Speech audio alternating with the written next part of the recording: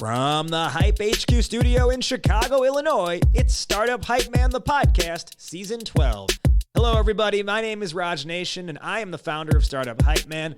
I help startups stand apart from their competition and stand out to their audience with storytelling, messaging, and pitches that perform. In this podcast, you'll hear my conversations with startup leaders from around the globe as they share a slice of their company's story. Stories on growth, scale, successes, and failures, all to help you and your company grow up and ultimately stand out. Before we begin today's episode, I'd like to invite you to join the email newsletter that doesn't suck. That's right, if you head to startuphypeman.com and enter your email address, first you'll get my free SaaS masterclass, but you'll also get updates whenever we release new episodes, plus my storytelling tips and advice periodically throughout the month, and helpful resources from Startup Hype Man partners. It's the newsletter that doesn't suck, available at startuphypeman.com. All right, speaking of things that don't suck, let's begin today's episode of Startup Hype Man, the podcast. Ladies and gentlemen, making her way to the microphone from Thiruvananthapuram, Kerala, India, and currently residing in Chicago, Illinois. She is the CEO and founder of Zinda.xyz. Please welcome Deepa Kartha. Yay! Are you excited to be on the show now after that? Of course, I'm excited to be on the show with such kind of an announcement. Are you kidding me? Yeah.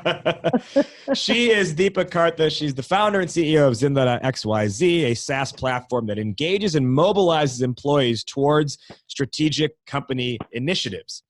Over the last few years, Deepa has been able to grow the company. They've got several customers on board now.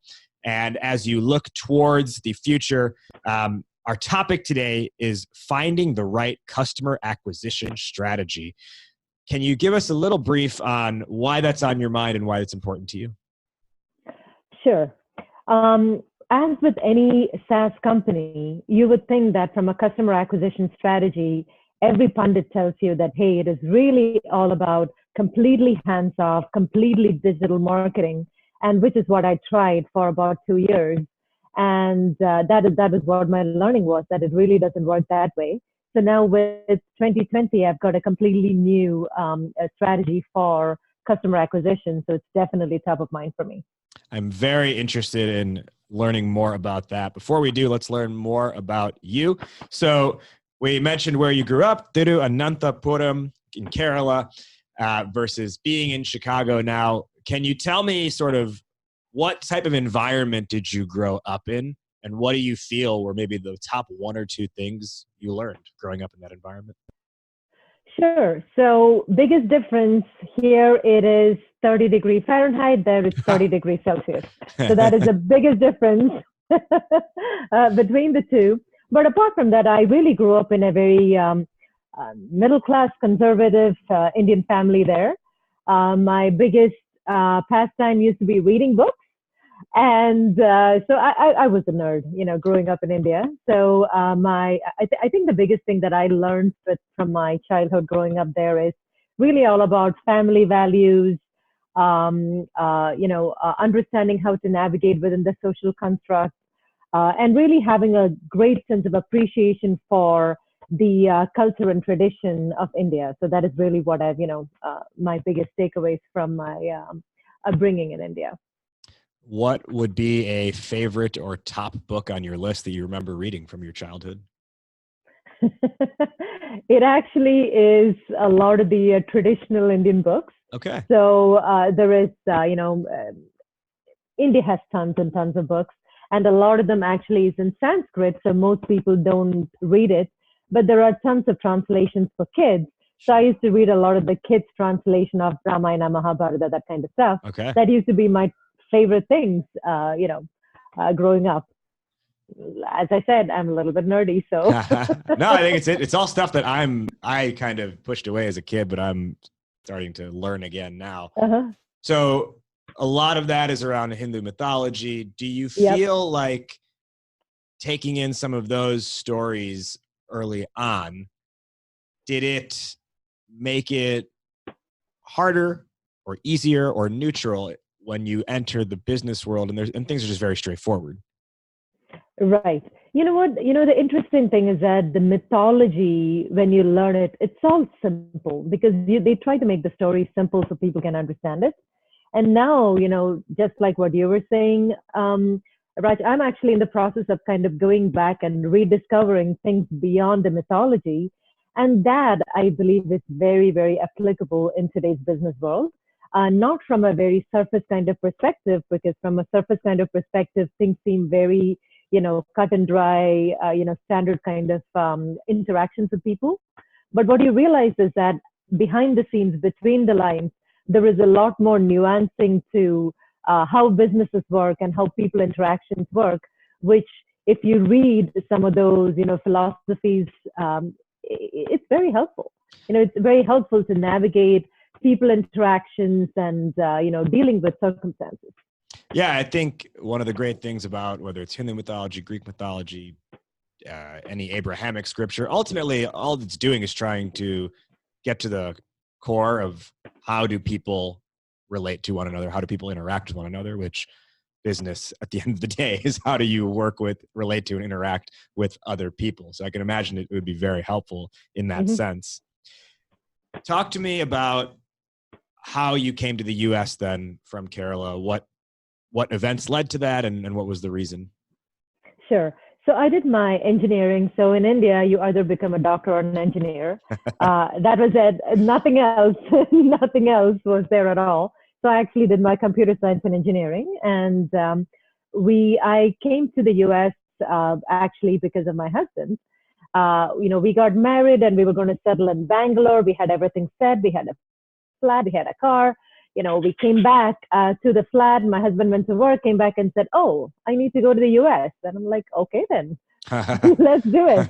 So that was pretty much it. So he came to the US because that's where his work was. And I ended up joining him as well. And, eventually found a job and eventually started a business. What was that like though, when you came here? Because you didn't come here having a job lined up. You had to get here and then figure that out, which I know for many people who immigrate, it can be like impossible to figure out. Just like paperwork can be ridiculous. Right. Yeah. So did you find find a lot of resistance in that process? Was it something that you were eager to take on? Can you just talk through those early stages? Oh, absolutely. So when I came over here, I'm not sure if you know the whole process for visas and things like that. You need an H-1 visa to actually work. And then not having a visa when you come here, that is very, very, very hard. So now that was, and at the point of time though, I think it was easier than now to actually get an H-1 visa and actually get a job. So that process took me about 10 months or so, where I was trying to figure out, did I want to study? Did I want to find a job? And at that point of time, it just happened. I was really debating between doing a master's and then finding a job. And it just so happened that I happened to find a job before I did the master's. So that is how it worked out. So it was very hard for me because coming here, not knowing anybody and then staying at home without interacting with anybody was super, super, super hard. Yeah, I can imagine. Well, but you weathered it pretty well because you ultimately go on to work at some pretty, important positions at several high-profile financial institutions, including HSBC, Capital One, BMO Harris. Now, talk us to how does Zinda come together as a company? What's the impetus for it? And is it because of a collection of experiences from your background? Oh, absolutely. It is definitely because of a collection of the experiences from my background because, when I started my job, I was a developer. But immediately I moved from a development kind of position more into a team leader kind of position. So by the time I was about 23, I was already leading people. And, then the teams became bigger, departments, huge initiatives, global initiatives, etc. So I immediately jumped into, problem solving from a technology perspective, more into how do you get everybody involved to problem solve, and how do you get everybody involved to, solve big issues? How do you get people motivated? So I jumped into that kind of mode pretty soon. And one of the things that I saw working in these large firms is that it is hard in a large firm when you have a global team to kind of get everybody involved and motivated around this. And the existing enterprise systems really didn't help too much with that because so that is really the birth of Zinda, if you will, because really we needed to create something that is easy for managers and leaders to easily bring people together and make an impact in a fast. Sure. Now, most people could face that issue and just be like, well, that's the way things are. So what part of you is like, you know what? Why don't I build a company around this? That is a good point, because from the beginning, I was all into entrepreneurship, right? It's all about within a company, from the beginning, even though I was in a financial organization, most of, when I think back on most of the kind of entrepreneurship projects that I did, it was always about people. And I remember the first thing that I did was about doing some kind of a timesheet thing because we needed to do timesheets and we didn't have any system for that. So I developed a system for that. So what I've always kind of gravitated towards solutions that help people either become productive, get to know each other better, or, to really make people do their job more effectively. So that is what I've always been drawn towards. So for me, going from entrepreneurship to entrepreneurship was not too much of a big jump, although I had no idea that I would ever become an entrepreneur because I thought, I was happy with the corporate kind of job and I thought that is what I was going to do. But then, once I started thinking about what I wanted to do and once I started realizing that, hey, this is a problem that needs to be solved and no matter where I go, handling it or solving it is hard from within the belly of the beast, right? So that is when I realized you really need to go outside the system and solve it. So it was, even though it was not something that I thought I would ever do, actually transitioning wasn't too hard. It wasn't too much of a leap for me. Let's talk now about the main topic for today, which is all about finding the right customer acquisition strategy. So you make that leap, you build the software. Yeah. Now, what was the initial theory? You mentioned at the start of the show, the hands-off approach. Now, tell us why was that your initial approach and sort of what did you see as the results from that? Sure. The initial approach, we are a SaaS platform, right? And then, any SaaS platform that I have used, I really haven't had any contact with any salesperson. I've used probably 20 different SaaS platforms as part of when I started my company. And so for me, that seemed like a natural way of selling, where, you have a mechanism by which you have this information put in front of people that, hey, this is a product that is going to solve your problem. They have this automatic onboarding, you do everything automated behind the scenes and that's it. Right. So for me, that was, and, when you're thinking about scale and when you're thinking about, funding for your company, this is the advice that everybody gives you, right? Try to make it as automated as possible. Automate. Right? Automate the heck out of it, right? So that has been my, that is what I understood based on the platforms that I saw and the advice that I was given based on everything. So for me, it was like, that is what we tried to go for initially, which is, hey, we have a platform. How do we get in front of people? How can they onboard? And then I don't even need to talk to them. And that's it. Okay. So it was essentially outside forces, more or less, whether things you read or things you had heard from others on how to build. And so you went with this hands-off approach. Now, my assessment of that is, knowing what I know about building SaaS companies, is that, like, especially in the early days, you want to be as hands-on as possible because you got to learn about your customers, know what makes them tick, know what's going to work in a sales conversation, and know how they use the product. So what type of resistance did you face? Or can you talk through in the hands-off model where you're trying to automate everything? Like, let's start here. What was the process to acquire a customer in the hands-off approach? Sure.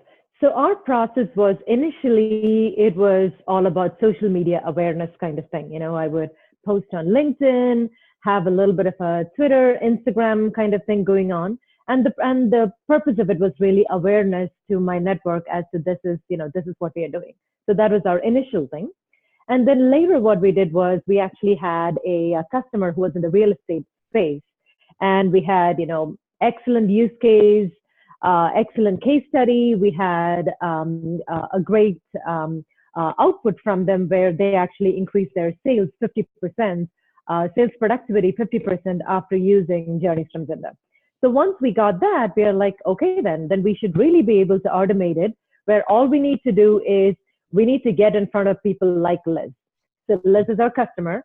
We just need to find people like Liz, and then put this in front of them, and they're just going to buy, just like that. So that was our pipe dream, right? Yeah. So that is what we tried to do, where we said, okay, let's actually go to LinkedIn and find people who kind of sort of looks like Liz. Let's actually do a marketing campaign where we, this thing, right? You send them 3 messages. The first one is like, hey, do you have a problem? Second one is more like, hey, let's solve the problem. Third one is, hey, we have an answer for you. Boom. Right? So that was our 3 message kind of email that went out. Now, was that through just posts on the Zinda page? Was it through direct messages? Was it through InMail? Direct email. It was through direct email. So emailing them. Okay, so you found their profile on LinkedIn, scraped the address. Yeah. Okay. Exactly. And you have a lot of people who actually say that, hey, this is a way to do, right? For B2B, where LinkedIn is a way for you to get your customer information. You get the information, and then you have this 3-prong approach where by the third one, that's it. You got your customer. That's it, right? So that's what we tried. And what we realized is that it really didn't work that well because interestingly, there was a lot of our, initially we were very excited because the open rate was 20%, which is amazing for any kind of an email. The open rate was 20%. So we were very excited about that. But then what we realized is that the click rate was like really, really bad. So what were you asking them to click? We were asking them, so with these 3 emails, it was 3 different things. The first one was, basically the problem statement itself, where we actually explained to them, hey, this is what Liz did kind of thing. So it was to get into the quick 1-pager case study kind of thing. Yep. The next thing was like the video. The third thing was, hey, sign up. Mm-hmm. Okay, so you were doing the direct outreach, but not to acquire a meeting, but to get them to actually register to use the product. Okay. Yes. Got it. And was it a free trial, or was it they have to pay? It was a free trial. A free trial. We even had things like, hey, click here for a meeting and those kind of things also. So we did have, a couple of different approaches. One was to set up a meeting, and another one was actually to actually try the product out. Both of them were not very successful at all. So what did you find was the reason for lack of success? I think it was because of a couple of things. One is that we probably didn't have the right people, which is, meaning targeting. In real estate. You were targeting Right. We're targeting the wrong people. We were looking for people like Liz. We probably didn't have the exact people like Liz because it is difficult to figure out, hey, how do you find a team leader in a company, in a real estate company? It's not out there anywhere. So that was the first problem. So it is difficult to find people like Liz. And the second thing is that we probably targeted them through when it is during the height of real estate season, like summer and fall, where they didn't have time to deal with software. They were busy out there, actually doing their job. So they really didn't want to deal with this.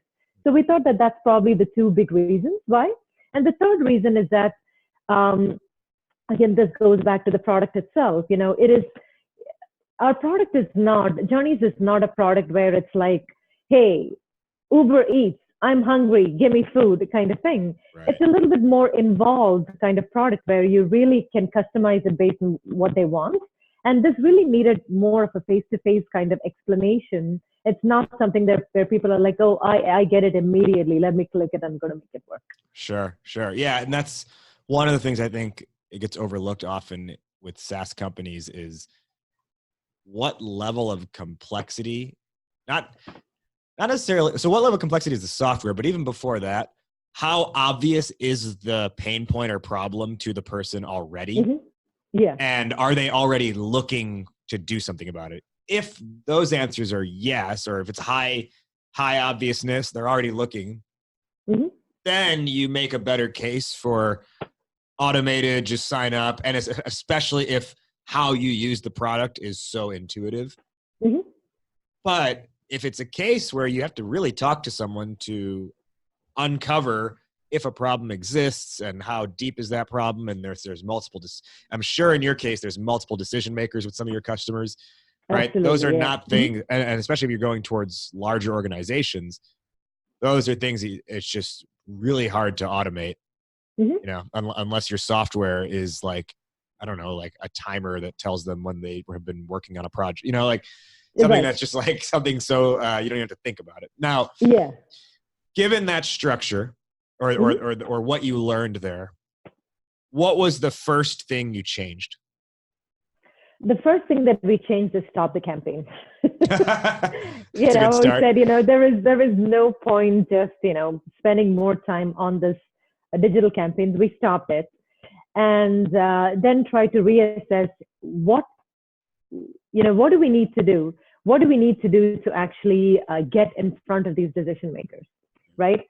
Because one of the things that we also realized is that, Liz, who was our first customer, who loved journeys and who had this amazing results with journeys, one of the things that we also realized is that she is not a typical real estate leader. Mm. So she actually happens to be a CPA, an MBA, a process geek, which most of these people aren't. So, we were actually using Liz as a way to get to other people like Liz, and we realized that other people are not like Liz. And we actually needed to, they're not going to be self-starters. They're not hungry to find these solutions. So we really need to have a different approach for, maybe even a different case study that we need to put in front of them, and also a different approach to actually finding them as well.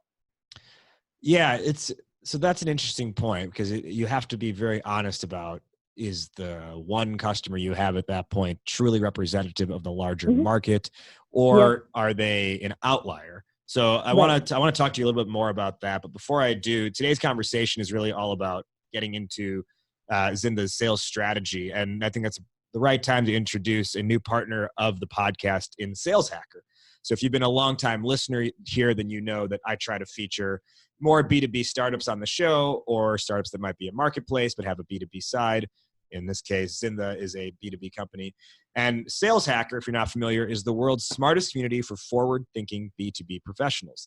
They got 135,000 members, and that means whether you're a CEO, a head of sales, or a sales rep, Sales Hacker helps you get better at your job, plain and simple, with podcasts, articles, webinars, and research from actual sales experts and practitioners, including yours truly. There's no fluff from outside content marketers. It's just a straight dope to grow your sales acumen. I really love what they're doing over there, and I'm so excited to have them now as a partner of this podcast. You can join the Sales Hacker community for free at www.saleshacker.com. Again, you can join the Sales Hacker community for free and get access to all the articles, the research, and more at saleshacker.com. Today on Startup Hype Man, the podcast, we are with Deepa Kartha, the founder and CEO of Zinda.xyz. And coming into the break there, we started to talk about how you came to that point where you realized your customer who you had on board was an atypical customer, or not necessarily representative of the larger market. Now, what made you see that, okay, hey, most real estate agents are not process oriented or not like data geeks? Mm-hmm. I think it was that when we actually started talking to people. So I gave up the the marketing strategy and actually started talking to people. And once I actually started talking to people, and when they started talking about their business processes, where they, so because Liz, for example, had a process where she actually gets people really working together. Her entire team works together as a nice community, and they help each other, they collaborate. And then when I actually started talking to some of the other folks, they're like, no, we are competitors. The manager and the person are competitors. I don't want them to know my information.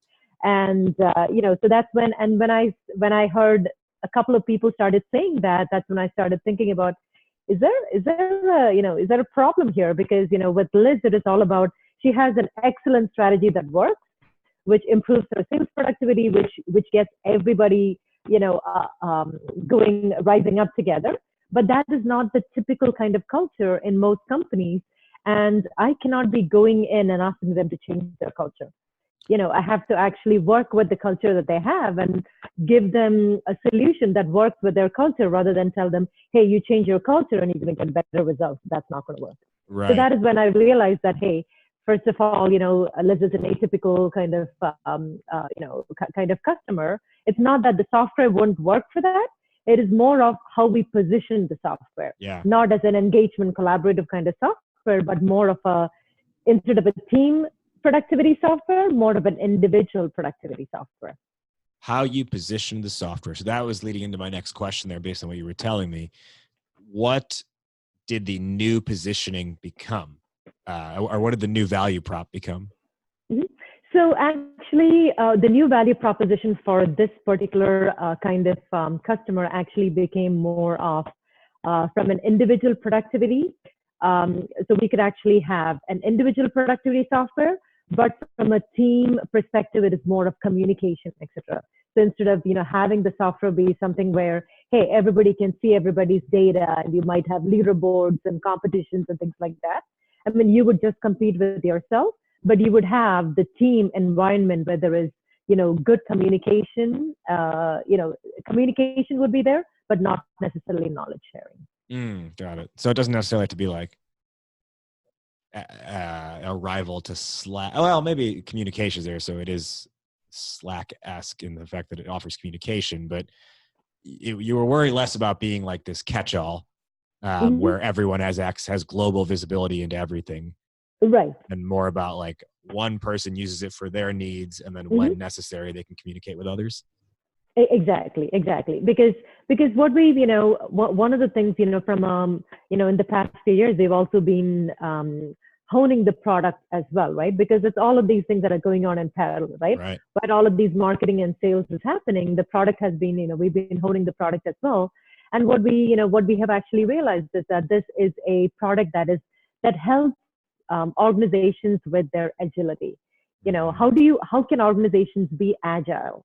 And, how do you make sure that everybody knows what is happening? How can you get everybody involved in, getting to the destination that you want to get to? So what we realized is that we actually have various components of the software, and we talk about the various components depending on the customer. So we don't actually provide the entire shebang and say, hey, these are all the things that you can do. Hey, we have a connector piece. Maybe some people need the connector piece. We have a pulsar piece. Some people need the pulsar piece. An action piece. Some people need the action piece. So we actually started personalizing the solution based on the needs of the people. What does that bring us to then, as far as the current customer acquisition strategy? So we learned the hands-off approach wasn't working. You started to get into just like actual conversations. Is it now largely it is an email campaign, but the goal is to book a meeting? Is it something else?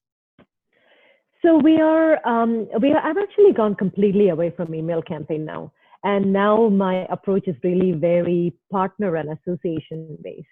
So for example, for real estate, what we have is that we have real estate associations, and one of the real estate associations is the customer of ours, where you have real estate associations where you have a bunch of volunteers who need to really do a lot of work. But guess what? Everybody's really busy. And then, so people don't end up doing all of that. So this is like an accountability tool for real estate associations. So now what we've seen is, now what we have is that the people who we are selling it to real estate associations, the people who are using the software are the people that eventually would be, would be interested in using the software for their own teams. So the advantage is that they actually get to experience the software in a different kind of setting where they can see how they can use it not only for the association but also for their own teams as well. So it really became more of a channel distribution model. Yes. Yeah. Absolutely. It's channel and partner based. What kind of results have you seen leveraging channel and partnerships? So what we've actually seen is that people are, once people are actually starting to use the software, because now it is a non-salesy way of really presenting the software to them, right? Because they have a genuine problem in a unstructured kind of setup where, whether they're in an association or board and things like that, they have a genuine problem that we are solving with the software. And what I'm seeing is that people are actually seeing this and they're like, oh, it's, without us having to tell them, hey, you can use it for your own system. I can see the light bulb, kind of going off saying, oh, by the way, I can use it for my team. Yes, you can use it for your team. Nice. Okay. So you create the use case in an area that is not related to their business, but then once they start using it in this volunteer capacity, right, either you nudge or they on their own realize, oh, this would be great to use for the actual business operations we have. How do we buy a license? Absolutely. Because what I've also seen is that people don't want to try new software.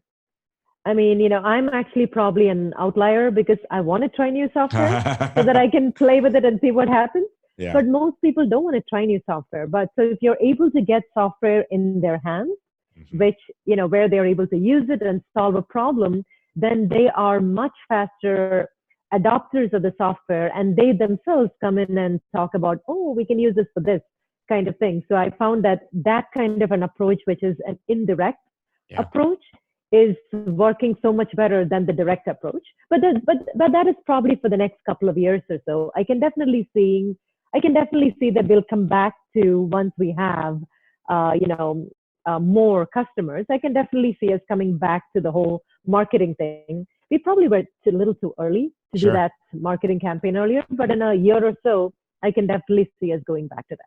Well, yeah, especially too, as you look towards scale, you'll need to have that more direct, where you have a better forecasting over the cycle, how long it's going to take to acquire a customer. Yeah. One of the things you said was that they use the software, they like it, and then you're able to step in and essentially offer it to them. And it's currently the, as you said, the indirect model. But you also said with that, nobody likes to try new software. And I think there's a lot packed into that simple statement that you made, and I think it's a lesson for everyone in that you're right. Nobody likes to try new software. People do, however, like to have annoying things solved for them, or they like to have their problems solved for them. And that I think is one of the fundamental sales and marketing lessons. It's something that I espouse to the companies I work with, is that you are not in the business of putting software in their hands. You are in the business of helping them get closer to a solution to a thing that is bugging the hell out of them. Right. And that's the difference here. And that's where even you're using an indirect model to achieve that result of getting them to see, hey, this thing that's been bugging me, there is something that I can use to alleviate that problem. It's not about it's not about try software. It is about erase problem. Absolutely. And some of the other ones that, again, indirect. A lot of what I'm doing right now is indirect. And so there is a newspaper that's actually they have a challenge called a fitness challenge that they have, where they're actually going to be working with a lot of companies in the Chicago area. And we're sponsoring we're a sponsor, and they're actually going to be using Journeys for this challenge. So this is the accountability module for Journeys, the connector and the accountability module of Journeys, which they'll be using. and there is going to be, hopefully a lot of companies using it. So again, putting the software in people's hands for solving another problem, but then, it'll give them ideas about, hey, this is the same thing that we can actually solve, something similar that we can solve in our, in our company as well. So we're doing a lot of these, working through associations and boards and things like that, because they have a problem and there is nothing in that space that solves them, that solves the problem for them. And then, but it also gives us access to people who have a genuine problem at their workplace as well. So again, it's a very indirect kind of model. Like I said, probably for the next year or so, but then we will eventually go back to a direct model as well. My final question before we do our wrap up is, how much do you feel that the early mistakes around that marketing campaign you tried and didn't have success with, how much now, not just how do you feel, I think I know the answer, how much did it help, but like, how thankful are you that you did make those mistakes early on? Or are you not? Oh, I am very thankful. It's, the one thing that I've realized, Raj, is that, from when we started in 2016 to where we are, we have pivoted a little bit or more every single week. I worked to build a totally different software, solve a totally different problem. But once we started talking to people and once we started trying things out is when we realized that, hey, we need to continuously pivot. So I'm very, very, very thankful for the early experiences, but I am still pivoting and I'm still learning every single week, because I think the biggest favor that we can do ourselves is to kind of keep our minds open and understand, be very conscious of what we are doing, cognizant of what we are doing, and understand the results that are coming in and constantly learning from it. So this is, I don't think we're going to stop doing this for the longest. I don't know if we're ever going to stop doing this. So this is, so early mistakes are great. And I think we are going to continuously make mistakes and continuously learn. And as long as we are moving in the right direction, which is, hey, there is one less thing for you to try and fail, right? So that is a good part. And then hopefully what is left at this point in time are things that are going to be successful. I often think the road to product market fit is like screwing in the leg on a table, where it's like you just turn it once, the leg is dangling. Then you turn it another turn and it's dangling a little bit less. Right. Until finally you've made enough rotations of that screw to where the leg is secured in tight, and now you can actually eat dinner on that table. But to get to that point, it's like you're still not eating dinner yet because it's on a slant, it's a little bit janky, right. And then ultimately you figure out the exact amount of essentially tightness on the screw that fits the leg onto the table, and you can actually sit down and use that table. A very good example. I totally agree. Can you let our listeners know where they can learn more about Zinda, where they can find you? Oh, absolutely. So our website is called www.journeys.com, JOURNYZ. No E, no S, JOURNYZ.com. So you can know all about that. And I will say LinkedIn, the caveat, or the important thing to say, because we've been saying Zinda this whole time, is your primary product that you offer is called Journeys by Zinda. Yeah. So your website then is Zinda. The product. Journeys. Yeah. Okay. Go ahead. That's right. And I'm on LinkedIn, I'm on Twitter, so you can find me there. So check out our website. You can see what Journeys can do. You can see the various customers, the use cases, and you can actually, if you're interested in seeing a demo of Journeys, you can contact us. You can set up a demo of Journeys directly from there as well. You can even try a free version of Journeys from there. So that is available as well. So lots of options for you. To wrap up, we will each give our top one or two takeaways from our discussion today. The topic was finding the right customer acquisition strategy. I will go first and let you cap off from there. So to me, I think the big things that stood out to me from this discussion are being open to the non-traditional way to acquire customers. You may have heard it's gone one way. You may be told to do it one way, but at least in your case, you found, you probably weren't thinking at the beginning, distribution through partnerships and channel partnerships and relationships is going to get us customers, but that's what you ultimately found. So keeping that open mind towards alternative methods to customer acquisition. Deepa, top 1 or 2 takeaways or lessons for the listeners? Probably talk to people like you, Raj, where, you have a lot of experience working with a lot of startups. So, for people like me, it is to continuously talk to people who have been involved with other startups and other SaaS companies, because, there are things that you probably could have told me that I had to learn the hard way. So that is really my takeaway. All right. So the takeaway here is we'll be having more conversations with one another. It's not a bad thing. It's not a bad thing. My final question here before I let you go, fill in the blank. Entrepreneurship is? Magical. Tell me more about that. Entrepreneurship is, on one hand, it is really all about,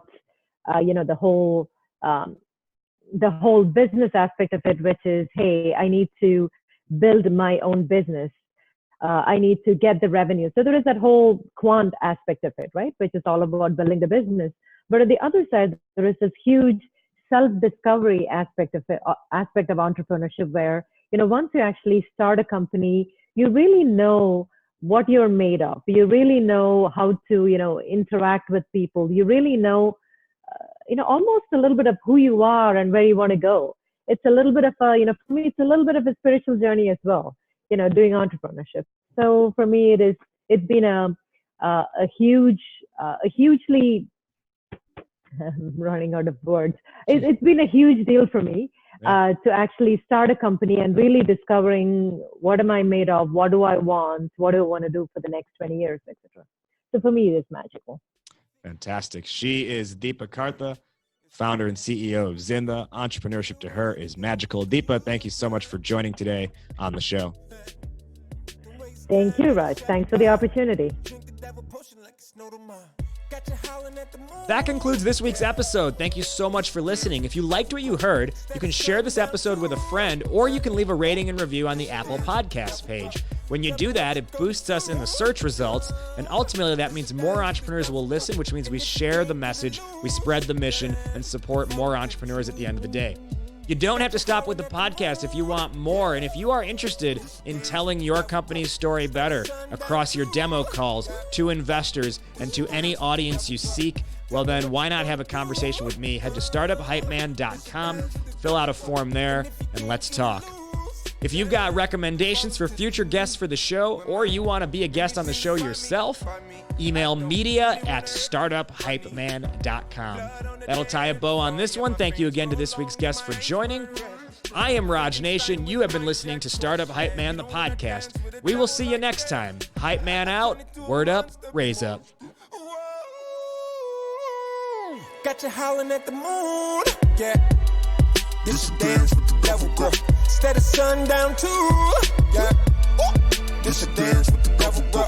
Tell me what you gonna do, yeah. This a dance with the devil, girl. And if you can't get it loose, then fall into the truth. It got you howling at the moon, yeah. This a dance with the devil, girl. Instead of sundown, yeah. This a dance with the devil, girl. Tell me what you gonna do, yeah. This a dance with the devil, girl. And if you can't get it loose, then it's a dance with the devil.